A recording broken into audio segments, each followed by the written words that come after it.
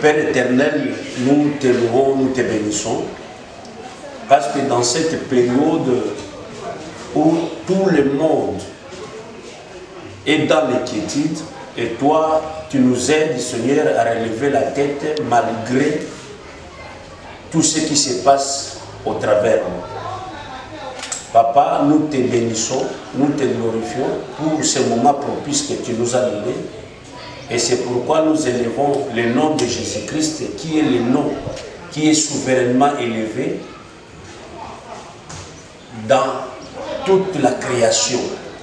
La Bible nous dit, il n'y a qu'un seul nom qui nous a été donné, c'est le nom de notre Seigneur Jésus-Christ, où toute langue confessera et tout genou se mettra à terre.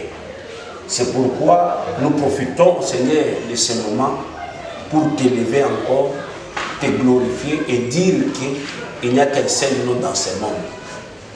Dans le nom précieux et dans le nom puissant de notre Seigneur Jésus-Christ, nous t'avons ainsi prié. Amen. Mes bien-aimés dans le Seigneur, je vous salue et je vous bénis au nom de notre Seigneur Jésus-Christ. Je vais commencer ce message que je vais introduire aujourd'hui. Il y aura une suite qui sera pour nous trop bénéfique. Je crois, pour ces petits topo, l'année 2020, c'est l'année du conquête du roi.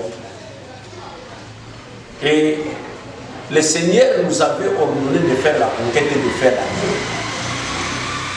Je crois que vous comprenez que la conquête, c'est aller conquérir, s'approprier de force ce qui est à toi, parfois même ce qui n'est pas à toi.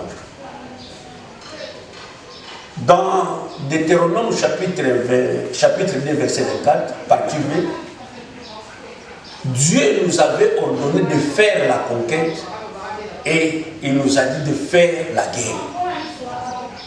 Et le moment où nous passons aujourd'hui, peut-être il y a beaucoup de gens qui ne comprennent pas, on nous a imposé la guerre.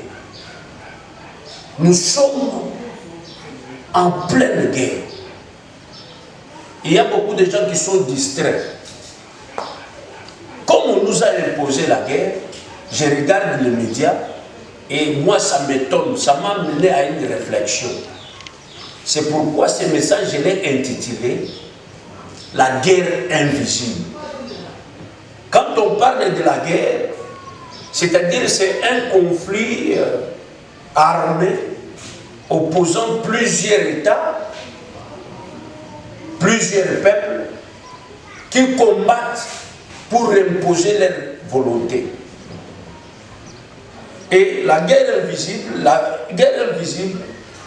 c'est une guerre, je vais définir aussi l'invisible, une guerre qui n'est pas visible à l'œil nu. Et tout ce qui ne se voit pas, c'est l'invisible. Et beaucoup de gens ne voient rien. Mais quand tu leur parles qu'il y a une guerre, ils te posent la question où est la guerre. Mais en réalité, il y a la guerre.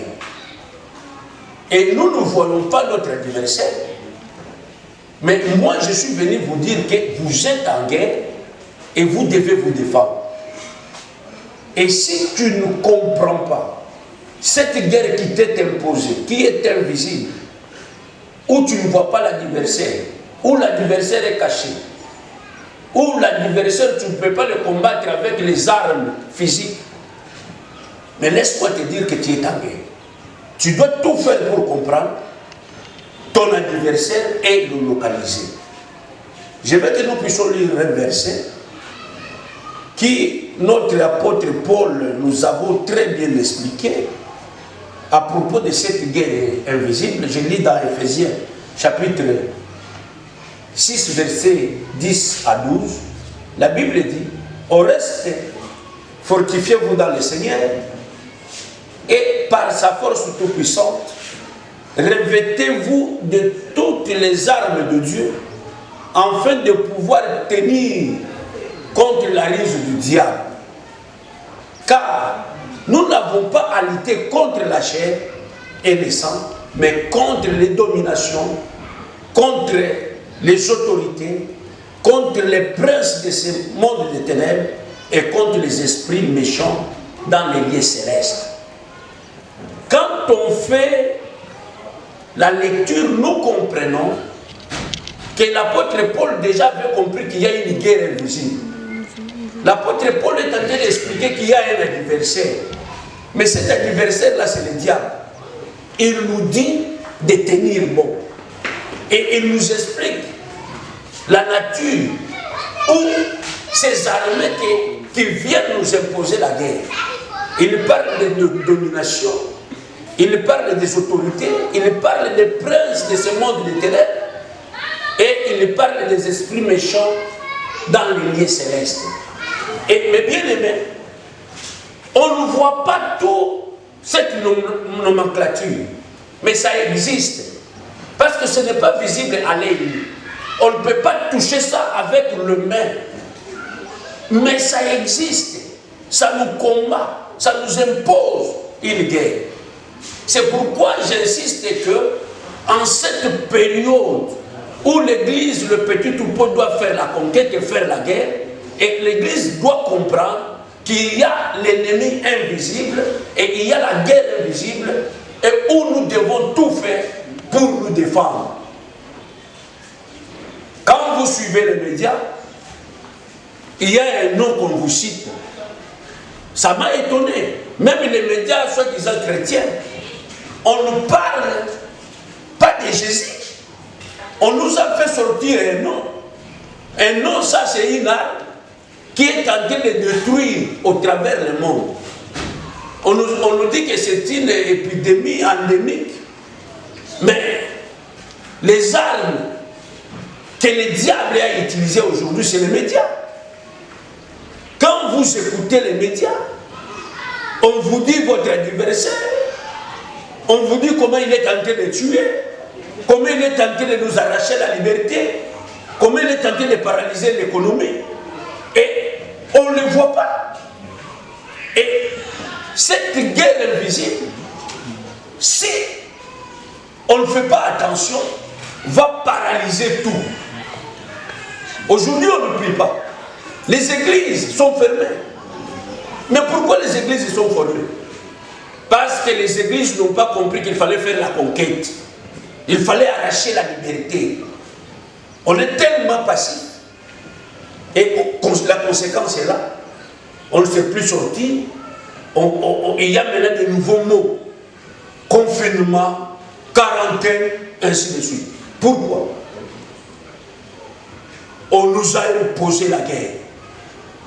Nous devons comprendre et sortir spirituellement pour aller combattre dans ce monde invisible notre adversaire.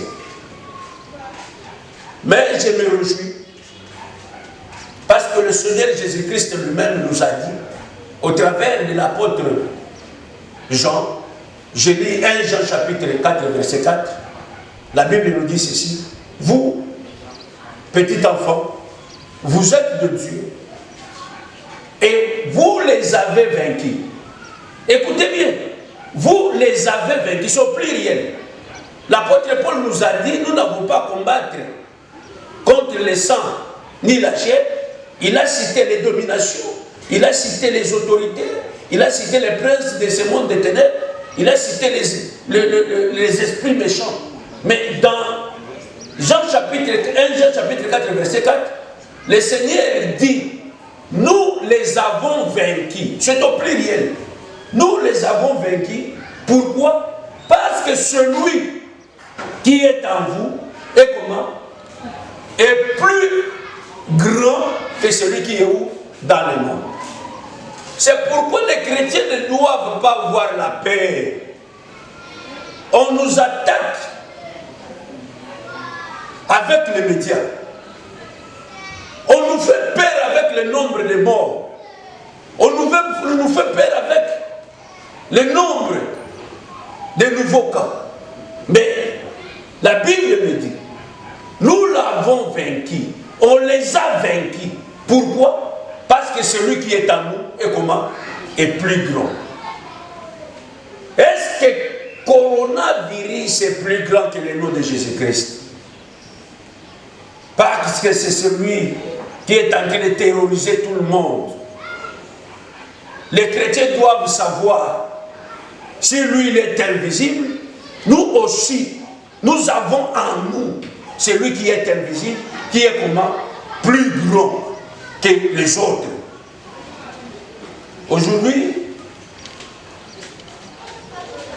il y a des chrétiens où la foi est en train de se refroidir. Parce que rien ne marche. Il y a des chrétiens qui ne savent plus tenir debout. Qui ne savent plus se déplacer. Qui ne savent plus sortir. Mais c'est qu'ils oublient. S'il est réellement chrétien, celui qui est en lui est plus grand que celui qui est dans le monde. Nous l'avons vaincu. La Bible dit, si Dieu est pour toi, qui serait contre toi? Les chrétiens doivent savoir que Dieu est pour lui. Rien d'autre ne pourra être contre lui. D'où viendra la condamnation? D'où viendra la mort? D'où viendra la calamité? La Bible dit que 1000 tombent à tes côtés et 10 000 à ta droite. Tu ne seras jamais atteint. Je suis venu dire aux chrétiens qu'ils doivent se relever. Les médias vous trompent en vous donnant des noms, des nombres. Mais moi je suis venu vous dire que celui qui est en vous est plus grand que les dominations, plus grand que les esprits méchants, plus grand que les autorités, plus grand que les princes de ce monde. Vous devez comprendre qu'en Jésus-Christ, nous sommes plus que vainqueurs. J'ai dit ceci. Un véritable chrétien ne sera jamais atteint par cette corona. Parce que celui qui est en lui est plus que le corona là. Un chrétien véritable n'aura pas peur. Parce qu'on veut. La maladie de la foi, c'est quoi? C'est la peur.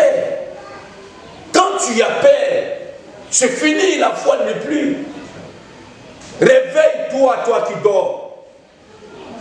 Réveille-toi, toi qui dors. Comprends seulement qu'en toi, il y a un vainqueur, et ce vainqueur-là t'amène aux exploits. Il t'amène aux exploits. L'échec n'est pas pour toi. La contagion n'est pas pour toi. Rien ne résistera devant toi. Parce que celui qui est avec toi est plus grand que celui qui est dans le monde. N'est-ce pas la Bible nous a dit, avec Dieu, nous ferons quoi? Les exploits. Il est temps de faire les exploits. Peuple de Dieu, il est temps de faire les exploits. Il est temps de marcher sur les noms qui sont au-dessus de Jésus-Christ. Nous marcherons sur eux. Rien ne nous fera quelque chose. Rien ne pourra nous nuire. Même là où tu es dans la maison, si tu auras la grâce d'écouter ces messages, lève-toi et commence à prier. Lève-toi et commence à glorifier le nom qui est souverainement élevé. Lève-toi là où tu es et commence à glorifier le Seigneur. Mais bien aimé, je vous bénis. Au nom de notre Seigneur Jésus-Christ, je termine par cette prière. Comme la Bible l'a dit, la contagion ne pourra pas t'atteindre.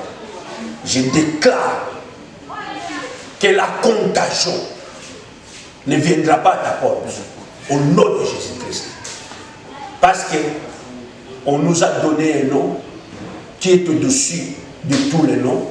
Et chaque fois que tu lèveras ces noms-là, les autres noms s'effaceront. Que cet après-midi, que le nom de Jésus-Christ soit au-dessus de tout nom. Je vous bénis au nom de notre Seigneur Jésus-Christ. Amen.